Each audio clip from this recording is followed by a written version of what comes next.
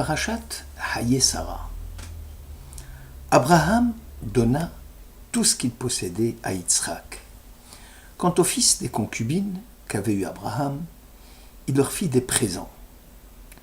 Et tandis qu'ils vivaient encore, il les relégua loin d'Yitzhak son fils, vers l'Orient, dans le pays de Kédem. Genèse au chapitre 25.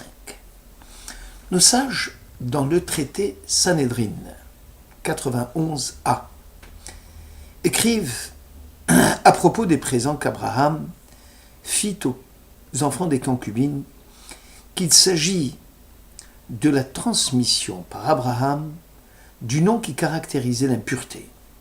Autre explication avancée par le Talmud, Abraham a transmis à Isaac tout ce que Dieu lui avait donné suite au mérite de la matriarche Sarah. Quant au reste des biens matériels qu'il avait reçus, il les distribua dans leur totalité aux fils des concubines pour ne pas avoir à en tirer profit. Cette exégèse talmudique appelle trois réflexions. La première, si Abraham donna tout ce qu'il possédait à Isaac, comme le dit le verset biblique, qu'en restera-t-il aux autres? Deuxièmement, le thème biblique principal dans la Sidra est le don fait le patriarche à son fils Yitzhak. Pourquoi alors mentionner les présents faits aux fils des concubines?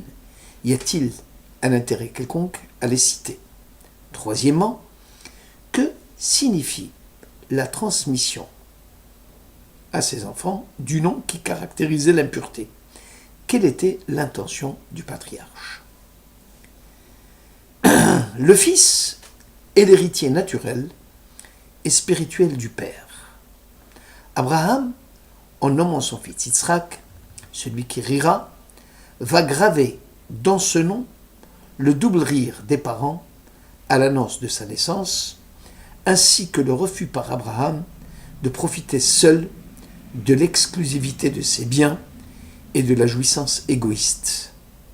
Le Fils est le signe parfait d'une victoire sur l'emprisonnement dans une existence mortelle, dans la finitude d'un destin, don du ciel et non d'une possession, supposant la générosité de qui sait recevoir sans prendre. Sarah, comme Abraham, savent que ce fils ne sera pas le prolongement de leur vie tant qu'il n'accueillera pas en lui-même Dieu, l'autre auquel il s'est voué. On sait par ailleurs que les moyens matériels mis à la disposition de l'homme créé dans ce monde correspondent à la mission, à l'objectif spirituel qui lui a été assigné. Concernant Ésaü, le Midrash Rabbah 63 rapporte: Ésaü, c'est Édom, nom donné à Ésaü dans la Genèse 25. Et son plat est dit Adom, le rouge. Les lentilles appelées dans la Bible le mets rouge. Ces héros sont appelés les Adoumim, Nahum 2, les roux. Ses vêtements sont rouges comme le guerrier maculé de sang de ses victoires, Isaïe 63. Le projet divin et ses objectifs sont chiffrables, mesurables et détaillés. Rien n'échappe à l'acuité du regard de Dieu. Tout bien matériel ici-bas porte le sceau spirituel de ce pourquoi il a été créé. Les présents que le patriarche offrit aux fils des concubines n'échappent pas à la règle et constituent une partie intégrante de l'héritage spirituel légué par leur père Abraham. Le Zohar, dans son commentaire suivant à propos du verset « Vous savez que je suis l'Éternel votre Dieu » Exode 6 explique: c'est le premier précepte, celui qui commande tous les autres, à savoir la connaissance en général de l'existence du Saint béni soit-il. Que signifie en général? Il y a un souverain qui commande l'univers et qui a créé les mondes et leurs armées. Et qu'en fait, Aucun détail de ce monde n'échappe à son regard. Ainsi, le cas général et le cas particulier se rejoignent et constituent un début et une fin, dit le Zohar. L'homme se met en quête de Dieu.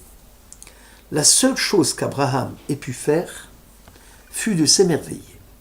La seule chose qu'il ait pu accomplir de lui-même fut de se préparer à percevoir. Le reste lui a-t-on révélé en réponse à cette préparation. C'est dans le sens du Midrash Rabbah 14 que nous le trouvons. Celui qui s'est présenté à moi, dit l'Éternel, je le récompenserai.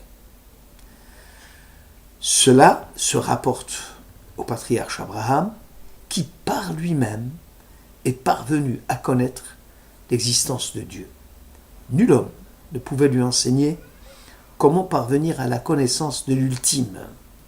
L'initiative reste à l'homme. La grande intuition de Dieu ne nous est pas accordée, tant que nous ne sommes pas préparés à la recevoir. C'est Dieu qui termine, mais nous devons commencer. Bereshit Rabbah 38 rapporte le dialogue entre Abraham et Nimrod. Nimrod dit à Abraham, « Prosterne-toi devant le feu. » Abraham répondit, « Il eût été plus judicieux de se prosterner devant l'eau qui éteint le feu. » Nimrod répliqua, « Je suis d'accord. » Abraham l'interrompit, « Mais le nuage condense l'eau. » Nimrod répondit, « Soit prosterne-toi alors devant le nuage. » Abraham rétorqua, « Mais le vent dissipe le nuage. » Nimrod acquiesça. « Soit alors incline-toi devant le vent. » Abraham répliqua, « Mais l'homme, en respirant l'air, est plus fort que le vent. » Nimrod courrouçait, « Tu tiens des paroles insensées. Moi, je ne me prosterne que devant le feu, et c'est pourquoi, de ce fait, je te jetterai dans la fournaise ardente. » Nimrod craignait par-dessus tout de reconnaître la voie capable de le conduire à une conscience de celui qui est au-delà de ce monde. Nimrod éprouva de la défiance à l'égard d'Abraham. Ce patriarche, dont la conscience du divin a commencé dans l'émerveillement, voulait faire partager sa foi à Nimrod. Or, l'émerveillement traduit une perspective plus vaste que tous les actes de l'homme, tandis que les actes de perception ou de cognition ont pour objet une tranche précieuse de la réalité. L'émerveillement porte sur le réel dans son ensemble, non seulement sur ce que nous voyons, mais sur l'acte de voir lui-même, ainsi que sur notre moi. C'est ce que craignait Nimrod par-dessus tout, car après avoir épuisé les forces du raisonnement, le chemin de la foi se dirige de merveilles en merveilles. Les paroles de Job 37 s'adressent à chaque homme. Arrête-toi, observe les merveilles du Seigneur. Sais-tu comment Dieu leur commente et comment sa nuée fait briller l'éclair? La conscience profonde et perpétuelle du meilleur de l'être fait partie de la conscience religieuse. Le sens des miracles qui nous accompagnent chaque jour est source d'inspiration religieuse. C'est là le sens profond du fameux « Va pour toi de ton pays, de ta patrie, de ta maison paternelle, vers le pays que je t'indiquerai. Je ferai de toi une grande nation, je te bénirai, je ferai grandir ton nom, et sois source de bénédiction. » Genèse 12. Rachi commente ainsi ce verset. La route est cause de 3 dommages. Elle ne facilite pas la procréation, elle amoindrit les ressources financières et ne permet pas d'avoir une renommée. Abraham, dans l'éveil de son intuition religieuse, prend conscience du fait que Dieu transcendant est celui à qui sa conscience est ouverte. Tout se passe comme si Abraham ne possédait aucun lieu privé en lui-même, aucune possibilité de s'évader car la voix de l'Éternel le pénètre partout. La sensibilité à Dieu est donnée aux croyants comme une réponse à sa quête. Va pour toi est une rencontre avec Dieu qui dépasse les limites naturelles, les concepts et les opinions. Déborde, dit l'Éternel à Abraham, la propre sagesse de ton raisonnement. C'est ce que le Zohar appelle la connaissance particulière de Dieu. Dieu dit à Abraham de sortir en dehors de soi, Achutza, soit en dehors des limites de ce monde, puisque le patriarche avait conscience que selon les lois de la nature, il ne pouvait avoir des enfants. Or, selon la loi de la transcendance, une intuition authentique de Dieu doit déchirer la barrière du cœur et conférer à l'homme le pouvoir de s'élever au-dessus de lui-même. Or, Abraham était vieux, avancé dans la vie, et l'Éternel avait béni Abraham en toutes choses, Bakol. Nachmanide souligne à propos du Midrash que le patriarche avait une fille prénommée Bakol. Le commentateur fait remarquer que cette précision apporte un éclairage nouveau au texte, puisque Bakol est le 8e attribut divin que l'on dénombre parmi les 13 mesures. Le Rekanati précise que cet attribut n'est autre que la vertu de la vérité, Midat Emet, le sceau de la vérité, de l'équité. Abraham étant le pilier du chesed, de la tendresse bonté, et que grâce à cet attribut, il parviendra au Emet, qui est pour ainsi dire l'objectif final de toutes les mesures divines. Chesed étant le moyen de parvenir au Emet. Midat Emet est considérée comme une fille, une conséquence de la bonté-tendresse, qui représente l'élan du pur amour, une expansion qui s'étend irrésistiblement. L'accessibilité à la vérité équité ne fut possible que lorsque le patriarche devint intègre, tamim, attaché à la transcendance par un cœur sincère, dépassant le cadre étroit du monde physique, livré aux lois du déterminisme. Malbim explique que le nom qui caractérisait l'impureté et que le patriarche avait transmis au fils des concubines n'est autre que la clé qui commande le système astral, corroborant ainsi le principe que les nations du monde seront toutes soumises à l'influence astrale. Abraham donna tout ce qu'il possédait à Yitzhak, lequel transmettra à Jacob Israël l'héritage de son père, à savoir la transmission de Kol, qui est l'attribut du Emet, celui de la perfection et du dépassement des lois mécaniques et physiques naturelles.